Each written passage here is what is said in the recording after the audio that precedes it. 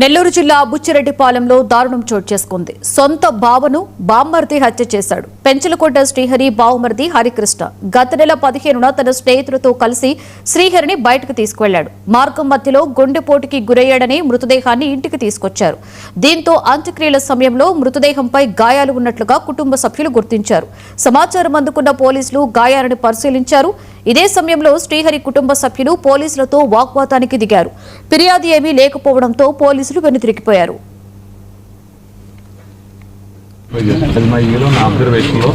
నాకు వచ్చిన అబ్జర్వేషన్ ప్రకారం సరే వాట్ ఎవర్ ఇట్ మేబీ నేను I'm doctor okay only investigation officer as per body person తెలుసు.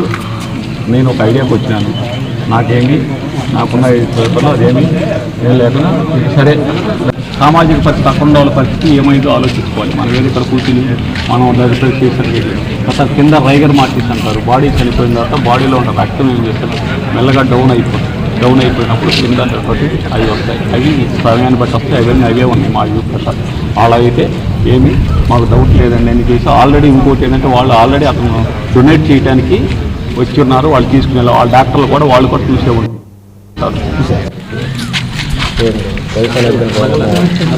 ఆయన అన్ని విషయాలు షేర్ చేసుకోడు సార్. ఉంటూ ఉండొచ్చేవారు కానీ మా డిపార్ట్మెంట్ విషయాలే మాతో షేర్. శ్రీహరి మొదటి భార్య లావణ్యతో విడాకులు తీసుకుని తన మేనకోడలిని రెండో పెళ్లి చేసుకున్నాడు. కొద్ది రోజుల తరువాత భర్త మృతిపై అనుమానం ఉన్నట్లుగా మొదటి భార్య లావణ్య ఫిర్యాదు చేయడంతో రూరల్ డీఎస్పీ కేసు విచారణకు ఆదేశించారు. పోలీసుల విచారణలో కీలక విషయాలు వెలుగులోకి వచ్చాయి.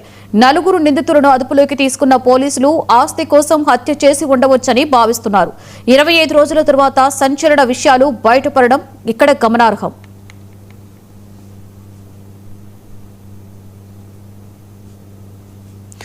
రైట్కి ఇదే అంశం మీద మరింత సమాచారాన్ని మా ప్రతినిధి మురళీకృష్ణ అందిస్తారు. మురళీకృష్ణ, లక్ష్మి అయితే సెన్సేషనల్ విషయం అనే చెప్పాలి. ఎందుకంటే దాదాపు 25 రోజుల తర్వాత ఈ విషయం కూడా వెలుగులోకి వచ్చినటువంటి పరిస్థితి.